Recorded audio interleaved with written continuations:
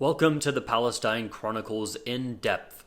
I'm Robert Inlakesh, and today we will be bringing you an interview with David Miller, a former professor at the University of Bristol until his dismissal in 2021. Earlier this year, after launching a legal appeal, it was ruled that he was not only wrongfully dismissed from his role at the university, but also that he was discriminated against for his anti-Zionist political beliefs. In today's conversation, we discuss the Israel Lobby, the pro-Palestine student movement, and Israeli efforts to prohibit academic freedom. Firstly, I wanted to get straight into our main topic for today, and that is the student protests, which are ongoing in the United States and across Europe now. It seems like we have a worldwide movement outraged at the way in which academic institutions continue to invest with Israeli-aligned companies and refuse to listen to the calls of their own students.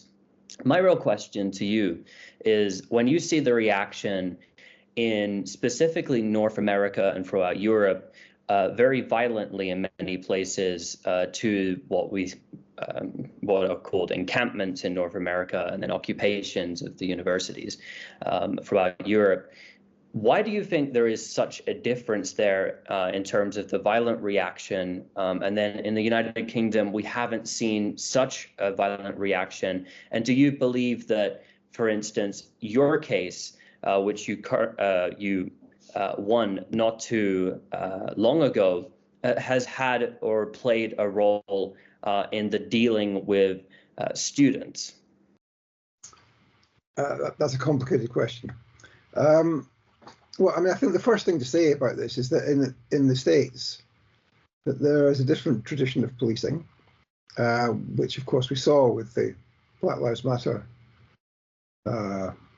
movement, and the reason it was sparked off, of course, was because US police routinely kill black kids. Yeah, they kill white kids too, but they kill, overwhelmingly proportionally black kids. And the knee on the neck technique, of course, was something which people said, this has been learned from Israel.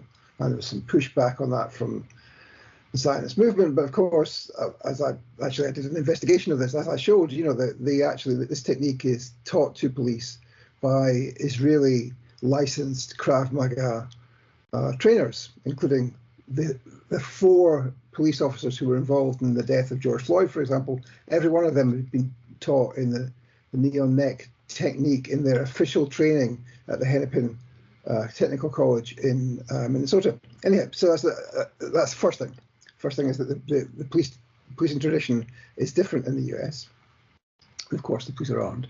But the second thing, of course, is that there are many more Zionists in the US than there are in the UK. And I'm not talking about the Christian Zionists. Like, there are way more Zionists in the US if you include the Christian Zionists, but I'm talking about the Jewish Zionists, right?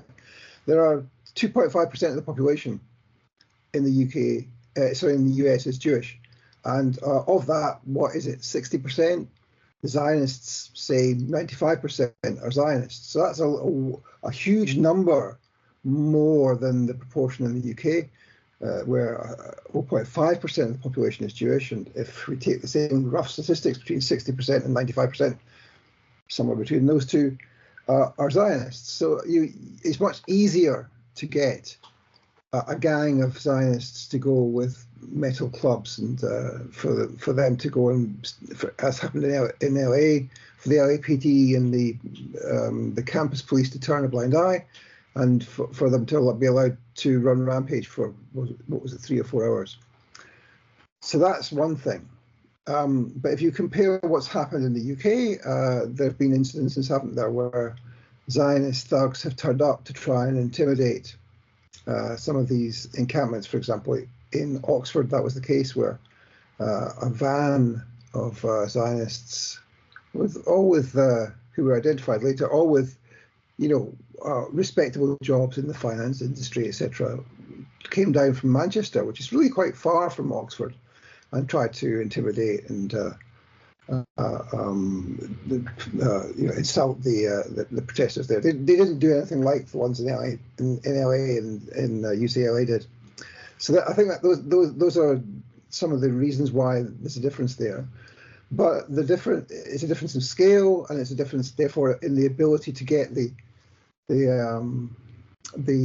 wherewithal to produce that kind of violence, which doesn't exist to that extent in the UK.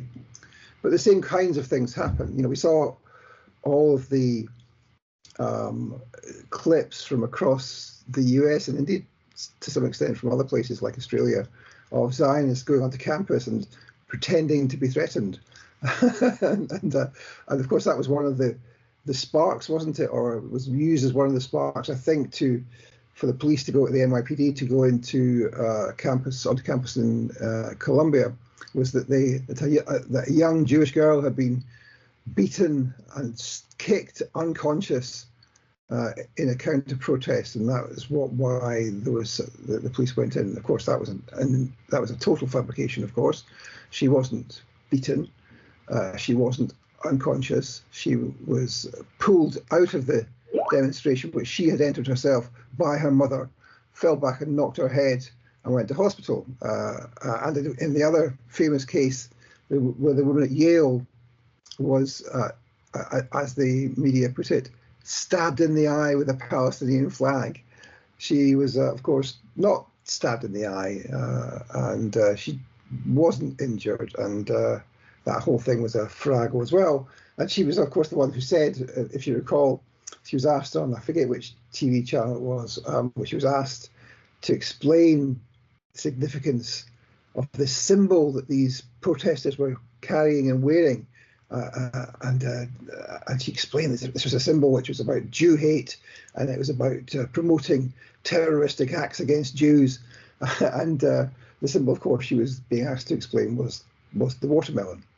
So we know that there's a kind of a concentrated and deliberate attempt by the Zionists to show that they are being targeted, or somehow the victims of violence, so that they can use the term which they love to use, which of course is the term anti-Semitism. So there are some commonalities there. We've seen similar things in the UK as well. But this is an attempt by the Zionists, of course, to throw us off the scent, which is that people are protesting against genocide.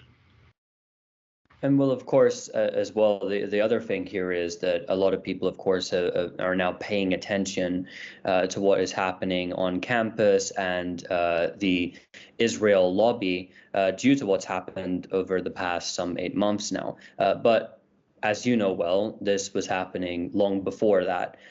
In your case specifically, where it was ruled that you had the right to oppose Zionism, ultimately, and you were vindicated. When you were a professor, were some of these tactics also used against you? And can you elaborate on how these tactics were used and how far back as well these tactics were also employed against yourself? Well, these tactics have been used for a long time. I mean, I remember the first time I came across being barracked and heckled by Zionists in the Houses of Parliament in London in 2012, I believe, when we launched one of our early reports on neoconservative think tanks in the UK, and we looked in particular at their funding arrangements and discovered we didn't have this conception at the time, but we discovered that they were predominantly being funded by Zionist family foundations, and that so that the Islamophobia which they were promoting was actually something which was being promoted by people from the Zionist movement. And the people who came to heckle at that meeting, I was quite surprised and amused to see Jonathan Hoffman, who I believe at the time was a vice president of the British Zionist Federation, but is a well-known provocateur of the Zionist movement to all of the Palestine Solidarity movement in the UK. So that was 2012. But the kinds of techniques that were used against me at Bristol from 2018 also included attempts at infiltration. So within 6 weeks of me arriving at the University of Bristol in September 2018, I did a talk in London, a small private talk for Palestinian students. Couldn't have been more than 15 people at the meeting. But nevertheless, an infiltrator from the Zionists came along and recorded the meeting, and then parts of it were selectively used and promoted on the Jewish Chronicle and on Harry's Place, which is a website and a Twitter account which is there to defame the left and in particular Muslims. And so that was an indication that they were devoting some energy towards having a go at me. And I didn't, of course, say anything wrong, but the way in which they report things is always to suggest that what you said is wrong, because they can't tolerate any criticism at all of Zionism. And then, of course, later on, some months later, I gave the famous lecture, which resulted in the end in me being sacked, where I had referred to the Zionist movement, or parts of the Zionist movement, as being one of the pillars, one of the 5 pillars of Islamophobia, because, of course, our research had shown that Zionist organizations push Islamophobia by funding Islamophobic think tanks and various other means. And a couple of students anonymously complained to an Israel lobby group, who complained to the university, but that complaint was rejected because the Israel lobby group was not a student, and the student wouldn't make complaints even anonymously to the university. So then the lobby group went to the Union of Jewish Students in London, their president, which is the main representative of Jewish students on campuses up and down the country, but which is, of course, formally a Zionist organization, being affiliated to the World Zionist Organization. And they roped in the president of the Jewish Society at Bristol University, who, being a student, had the grounds to be able to make a complaint. But she, of course, was a student in English, not sociology, which I taught, and had never been to any of my classes, had never spoken to anyone who'd ever been to any of my classes, had never listened to any of my lectures, as she confessed in the investigation later. So that was a process which then, multiplied the numbers of Zionist groups which were involved.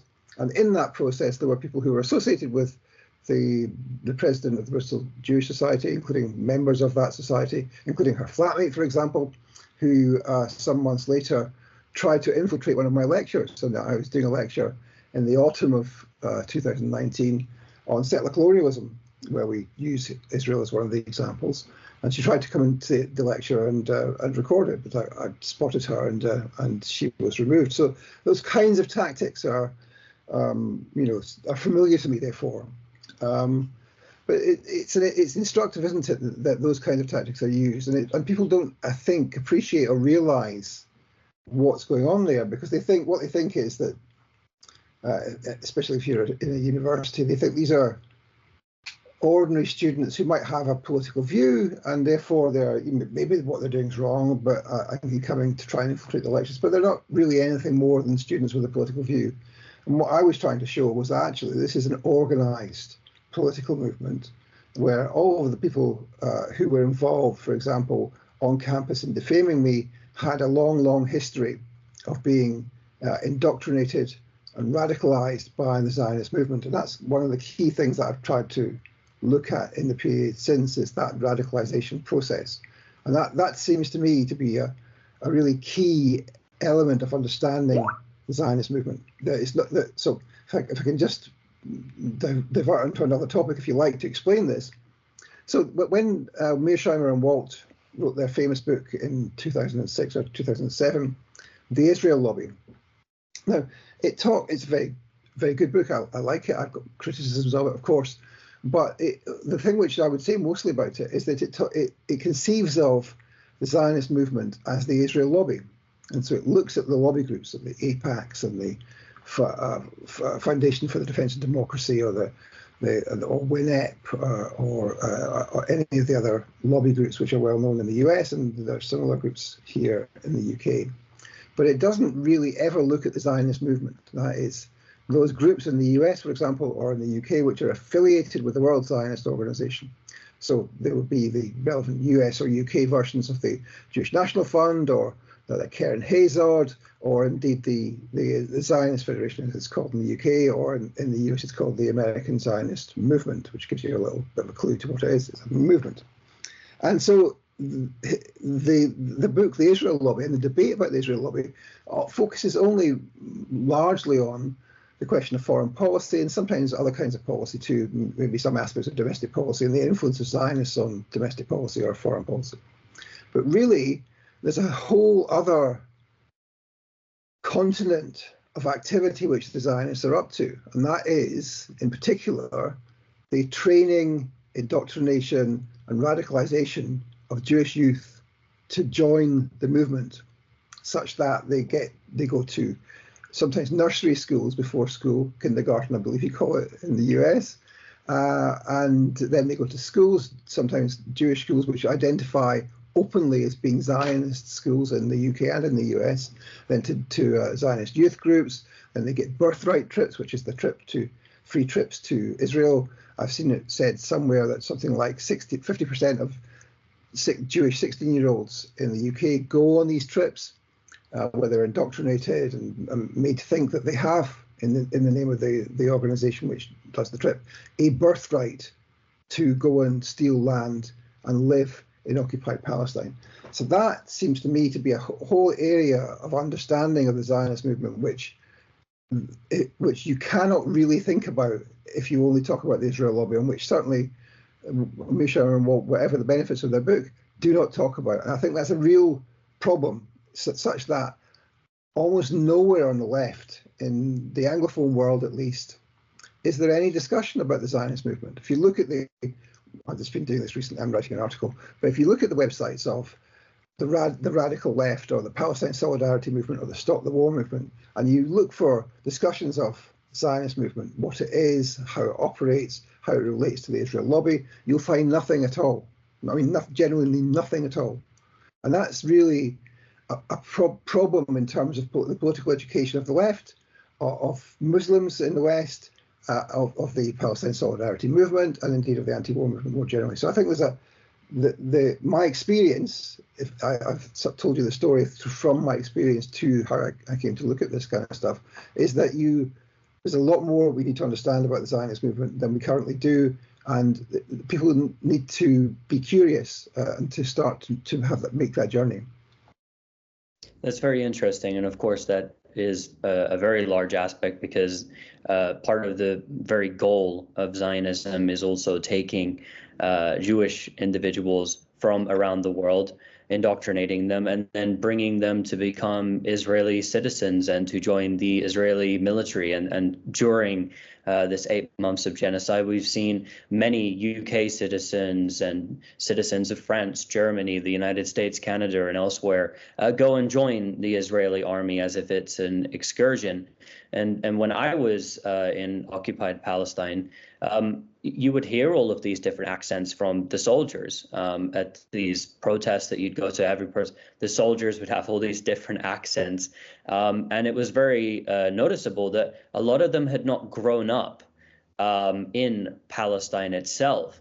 Many of them had grown up in other countries, and I came to learn later on that many of them have dual passports and might live part of the year inside of Palestine and then outside. So that is a very interesting aspect, which does need to be explored. And I myself, I haven't seen as much focus on it as you're saying that there isn't in much of the left and the anti-war movement on that specific aspect, and tying that into the activities of the lobby itself. One thing as a segue off of that I wanted to ask you about is the idea of the new anti-Semitism, as it's called. We've heard recently from Benjamin Netanyahu, after the arrest warrant was called for by the International Criminal Court for him and Yoav Gallant, that the new anti-Semitism has now moved from the college campuses all the way to the International Criminal Court. And every single time we see these sort of flare-ups, or we see a major incident occur in Palestine, a war in Gaza, we also hear about this new anti-Semitism, which really what they mean by it is anti-Zionism and anti-Israeli sentiment, which is coming.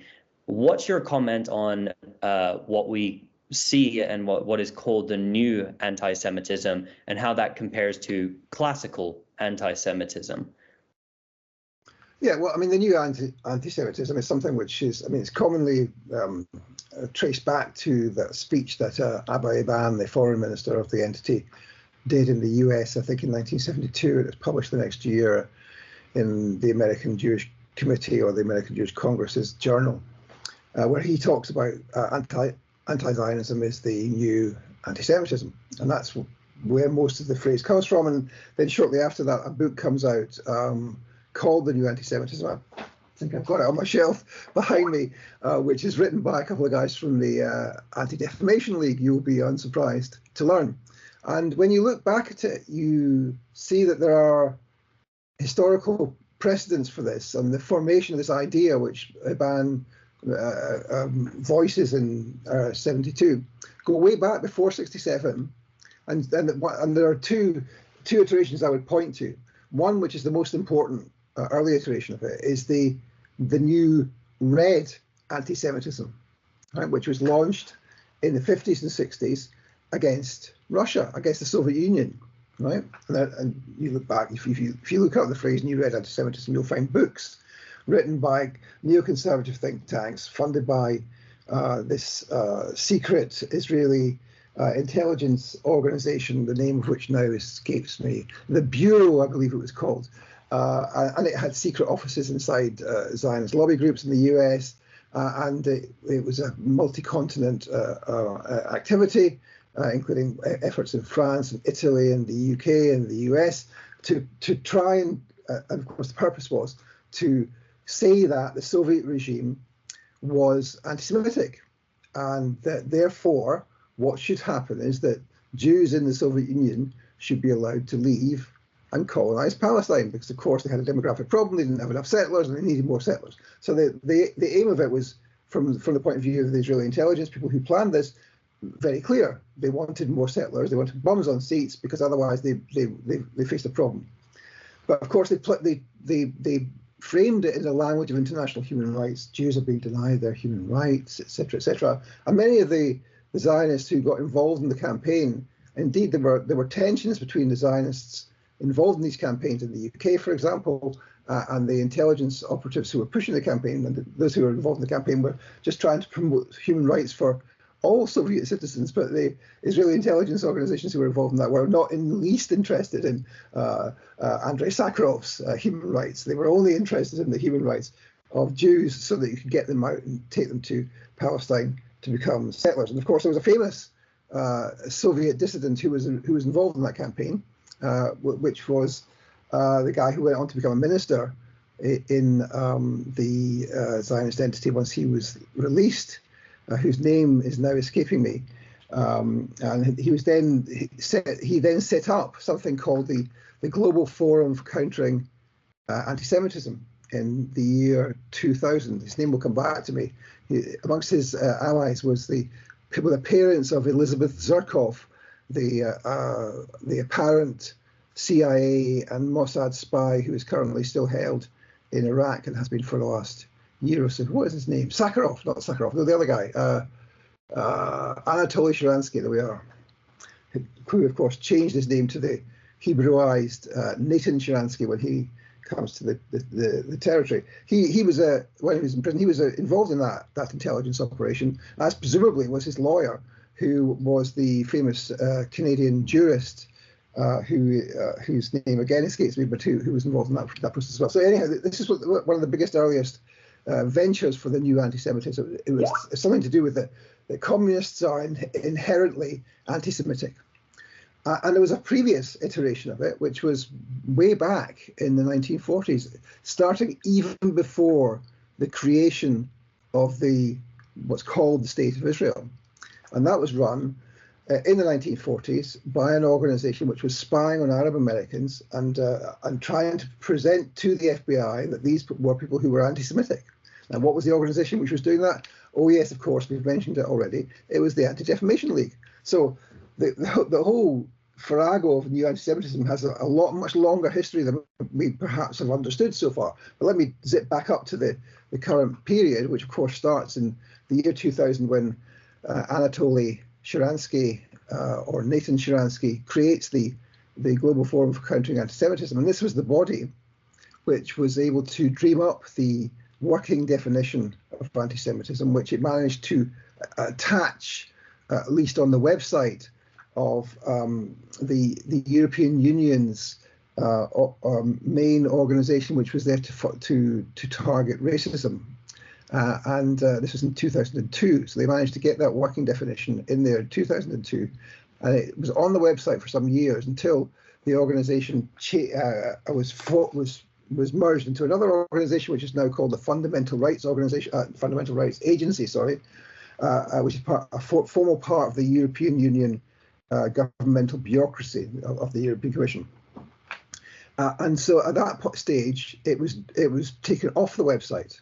Right, so they didn't have anywhere they could point to which had this definition of the new anti-Semitism with all the examples we now know of as the working definition of anti-Semitism. So this was a bit of a panic in the Global Forum for Combating Anti-Semitism, which had conferences every 2 or 3 years, continues to exist.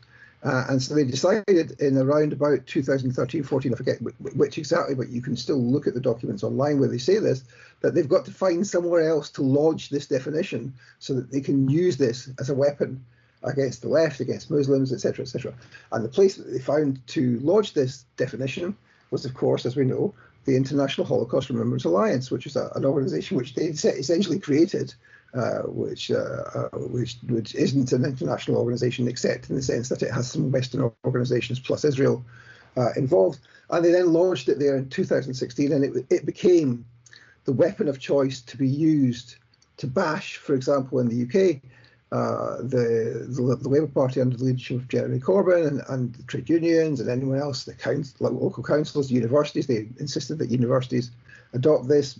Bristol University, my university, was forced to adopt it. And in fact, the complaint against me was paused for more than 6 months in order that the Jewish students' organisation, the Zionist students, were able to lobby for the change in the rules, which then happened, and then they then investigated me under the new rules, even though the complaint had been made some months before, which of course is an abuse of due process. But nevertheless, even under the new rules, I was found not to be guilty of anti-Semitism by the external QC who investigated me. So this is the process. This is how they've done it. It's not a secret. It's not that this is a more or less good definition of anti-Semitism, which maybe you can think about a different definition. This is a definition which quite cynically was foisted upon the international community, and by a process of intimidation has been adopted all over Western countries, and is then used to target anyone who criticises Israel in all but the mildest terms. You can say, I hate Netanyahu, but you can't say I hate Zionism. That's just going too far. That's crossing the line. And of course, that's how it's worked. And one more point to make: in order for that weapon to be used effectively, they have to have people to wield the weapon. They have to have boots on the ground to wield the weapon. And so, from around about 2014-15, in the UK, certainly, I would bet in other countries too, there was a huge increase in the number of pro-Israel organisations. Something like organisations with the words Friends of Israel in their title or something similar increased by a factor of about 10 in the UK between 2014 and 15, and they created all sorts of other organisations. Stand With Us came to the UK, a whole series of others, the Jewish Human Rights Organisation, etc., etc.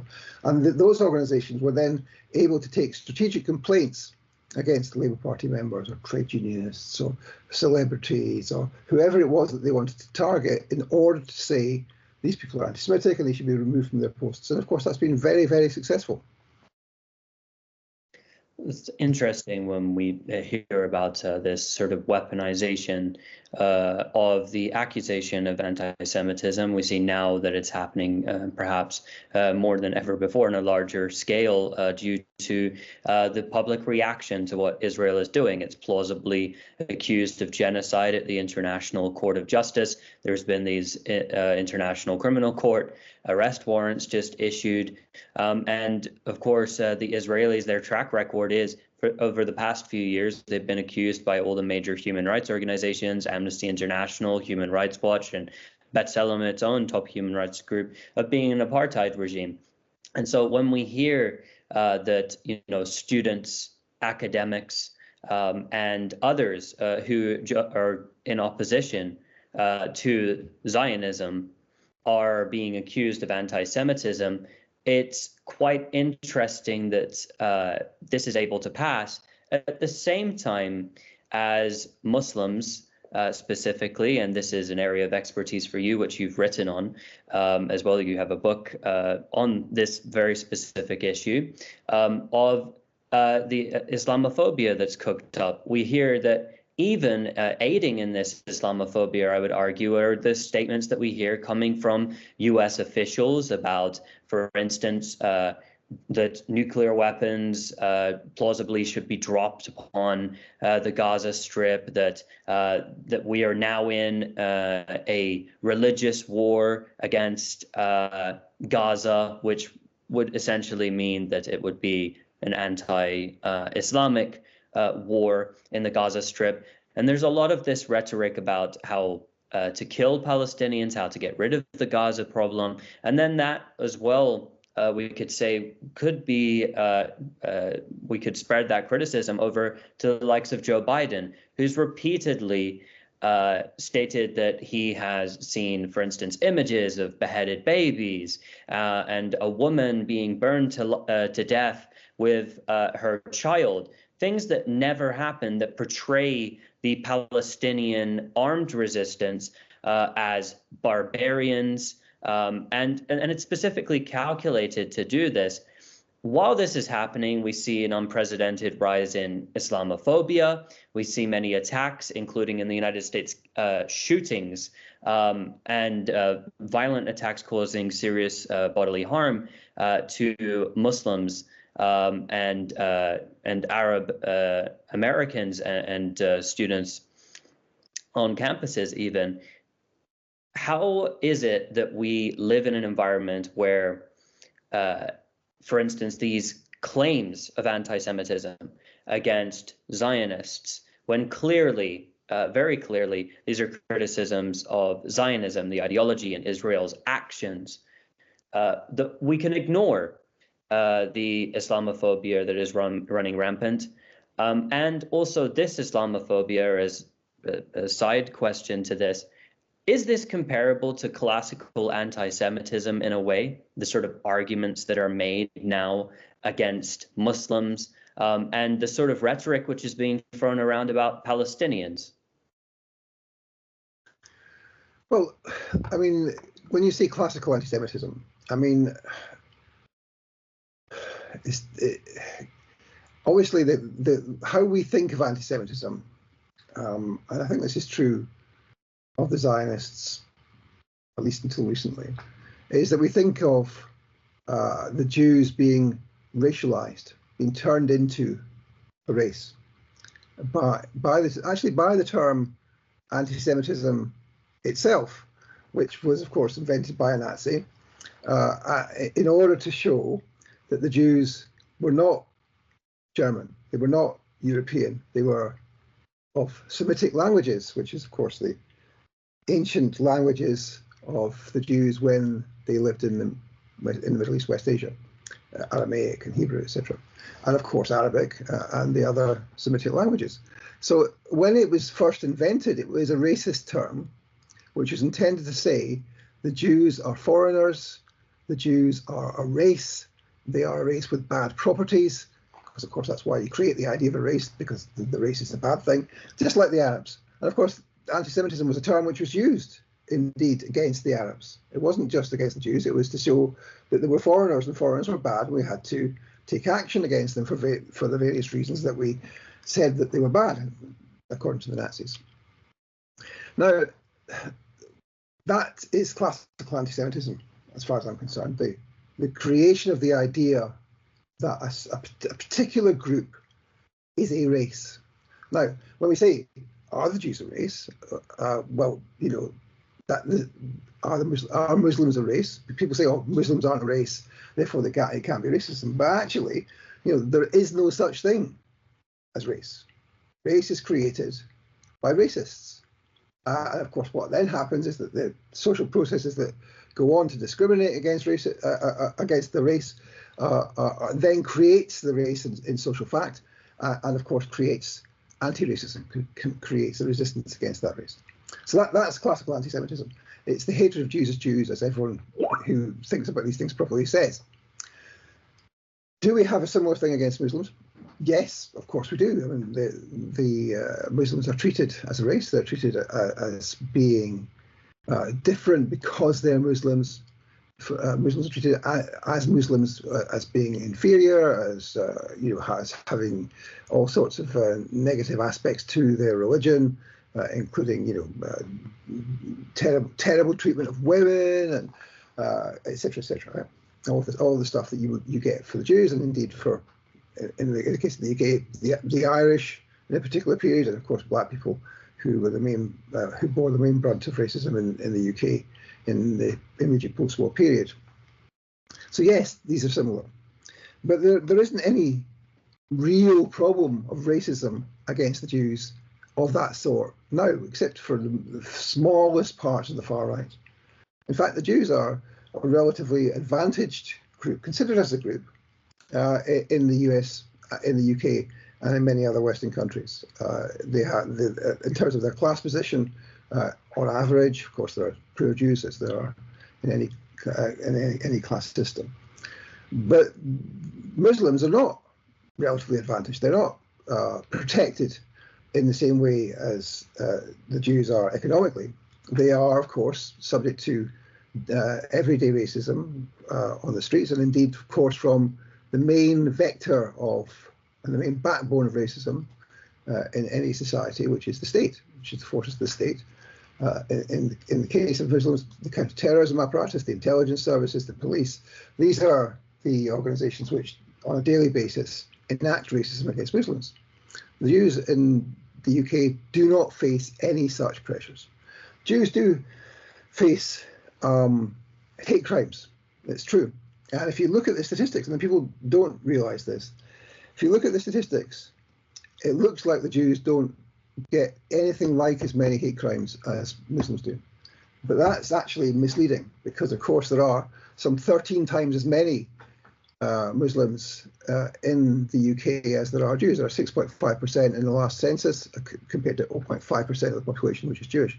And if you do it by head of population, the Jews come out as being the most likely to be the victims of hate crimes. Now, what do we say about that? That's a statistic which goes against everything else that we know about the status of Jews in society.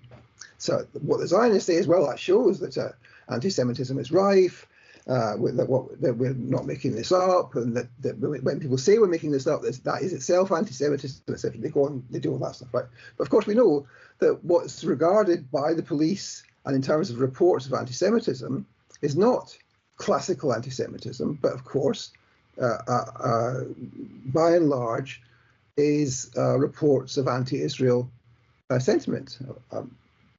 For one example, in October or November last year, a couple of people were arrested on a pro-Palestine march for having effigies of babies who had been, killed by the Israelis on a march, and they were arrested for a racially aggravated offence for hatred against the Jews for having effigies of babies. And that's, we don't know the full figures of the extent to which anti-Semitism, hate crime figures relate to classical anti-Semitism and to the new anti-Semitism, but it's pretty clear that the overwhelming majority of these cases are not classical anti-Semitism.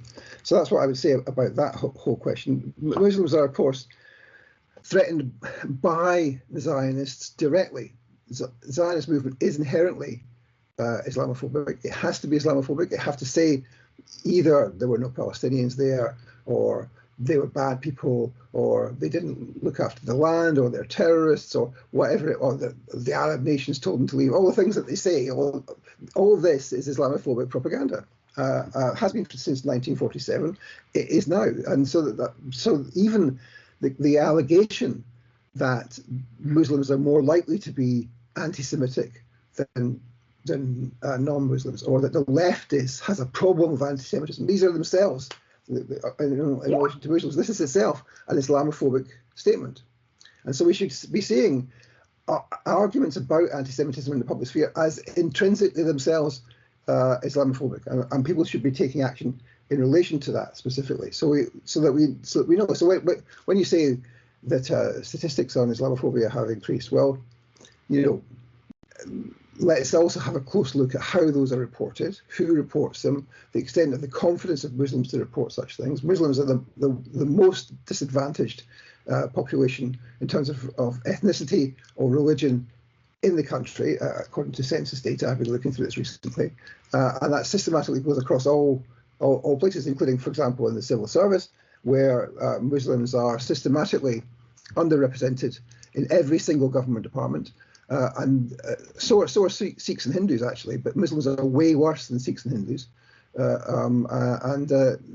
the case across the whole society. So we have a structural problem with Islamophobia in the UK, and what's happened in just the last few weeks, as a result of the government's attempt to do a so-called new definition of extremism, is that when that was launched and when there was a lot of pushback for it, and indeed the government wanted to appoint a new extremism advisor, and each of the candidates that they floated was immediately shot down in flames as having unfavourable qualities. And what happened then was that the government minister in charge, Michael Gove, well-known ultra-Zionist, he actually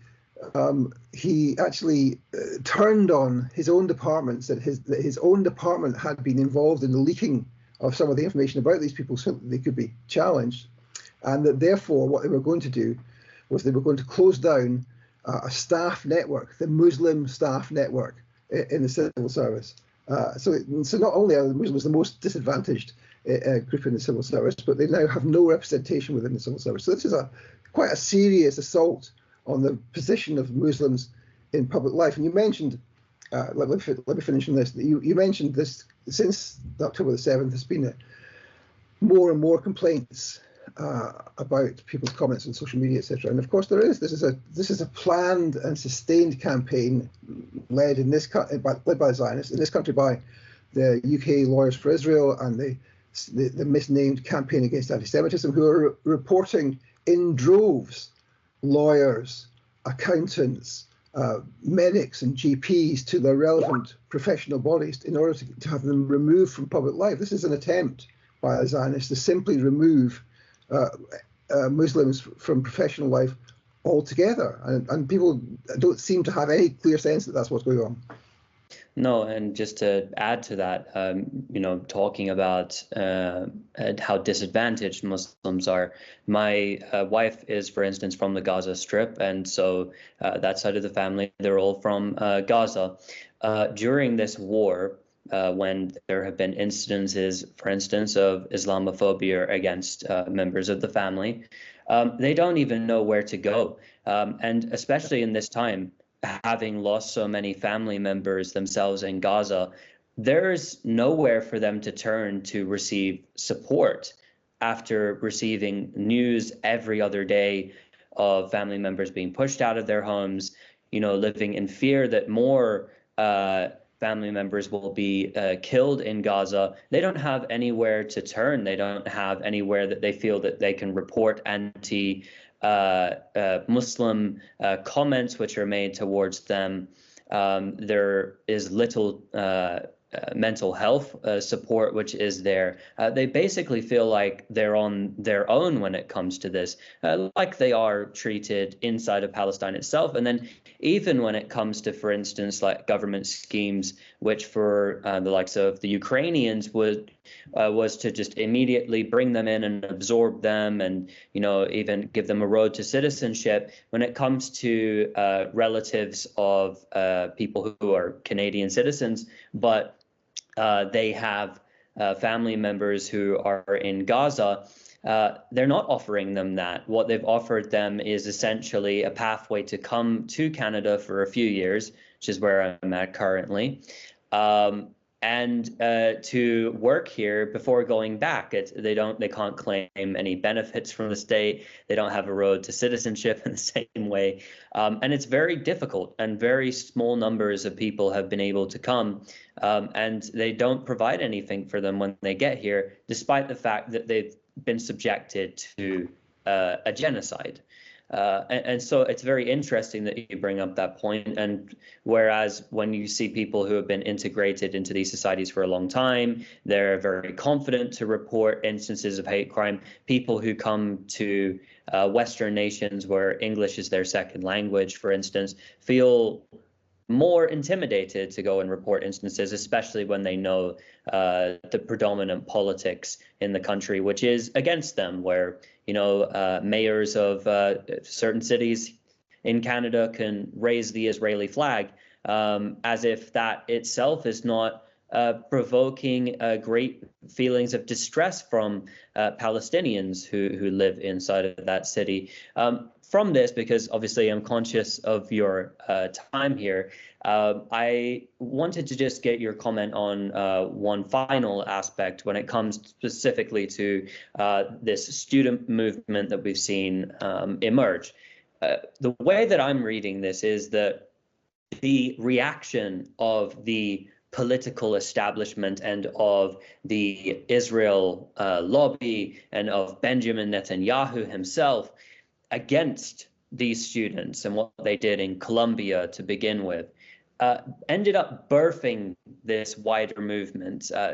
Correct me if I'm wrong. There were encampments that were occurring in places like the United Kingdom, in universities, before what happened in Colombia, and there was not a big media stir about it in the same manner. It did not spread in the way it did. So by cracking down on these protesters, and by smearing them in this way and coming out in full force, do you believe that the Zionist lobby has sort of brought this mass student movement upon itself, and that this is a massive overreaction, which in the end is going to backfire on them?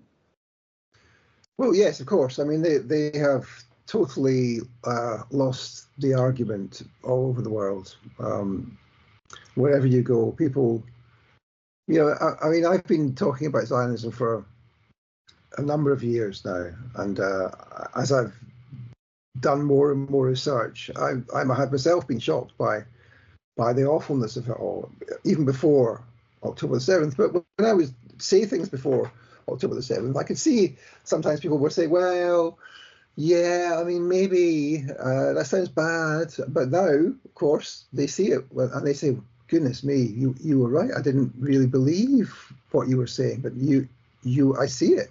Everybody sees it, and people can't unsee that. And of course, that means that there's a Zionist overreach, and of course they become desperate. And so I mean, there's a whole book to be written on the desperation of the Zionists in this period, because the range of tactics they have used have been extraordinary. Yes, of course, you mentioned Netanyahu, and then of course we've already mentioned the Zionists going onto campus and saying, "Help! I'm unsafe," or headbutting a flag and saying, "Don't hit me," and all those kinds of things. All of that's there. And then of course the other thing is I noticed in the UK that there's a kind of cast of characters of the Zionist movement on the streets in the UK who, some of us in the Palestine Solidarity movement who look at this stuff, we know them, right? We know the Jonathan Hoffmans. We know their names. We know Steve Cobbs or whoever else there's, David Collier or Joseph Cohen, etc. But they have been less prominent in the recent street attempts to have counter demonstrations. The counter demonstrations to demonstrations of 150 or 250,000 people in London, and you have a counter demonstration of 50 people, 35 people, 75 people. I mean, it's quite extraordinary. I was on the Quds Day March just the other week in London, and there was perhaps 75 people in the counter demonstration. I got fascinated by it because there were a whole series of Iranian royalist flags on the demonstrations, and I thought, that's a bit strange. Why are British Zionists carrying Iranian flags? And then, of course, I realised that they were Iranians. And so I suddenly realised that maybe a quarter or a third of the demonstration, a very small demonstration, were made up by Iranian royalists, supporters of the Shah, etc. And then I noticed also that there was this new group there called, was it called Our Fight UK, which itself had been only created in January or December last year, which is made up of a faction who used to be revolutionary socialists, used to be called the Revolutionary Communist Party, and they now are associated with a group called Spiked, and they're kind of contrarians, and so they would make up maybe 10 to 15%, and I kind of knew the faces of all of them when I saw that they were on the demonstration. And then the third faction of people was people who were British Zionists, but who had they flew in people to lead the demonstrations. So they flew in this guy called Yosef Haddad, who I believe is Lebanese, but has lived in Israel, occupied Palestine for some years, and he's vicious. He served in the IDF, of course. He's vicious, and he is the fiance of this Hasbarist who is an American settler in occupied Palestine called Emily Schrader, and they were flown in for this London demo for a week or so, and there was like 50 people in their demonstration, and you think they've gone to a huge amount of effort to put this on. And so I tracked all that, and then I looked back at the Iranians again, and I thought, why are the Iranians there? Why are they there? And then I tracked this through, and I discovered that, I don't know if you know about this, but Iran International is an international television channel, which is a propaganda channel beaming into Iran to subvert the Islamic Republic of Iran. And for years it's been funded by the Saudis, although they've always denied this. But then just last year, it shut down its London office very suddenly. It said it was being threatened by the IRGC, the Iranian Republican Guard Corps, right? And they had to leave, and they shut themselves down. But then, like a couple of days after this happens, there was an announcement from the Chinese that they had managed to do this agreement between Saudis and Iran. And when the terms of the agreement became public, one of the lines was that the Saudis must stop funding Iran International. So that was an admission by the Saudis that they had been funding it all along. And so 5 months later, this Iran International opens up its office in London again in a new venue, secret venue, where the IRGC can't get them, and starts broadcasting it again. I thought, that's very curious. If the Saudis aren't funding it, who's funding it? And then, of course, I realized it's Israel. It's being funded by Israel. And so the people who are associated with these anti-Iranian news channels, propaganda channels, which is the people who are on the demonstrations, are being put there by the Israelis because they're desperate. This is an indication, really, of the fact that they actually have to drum up people to go on counter demonstrations, which are pathetic. I mean, they're pathetic demonstrations, and they cause no trouble.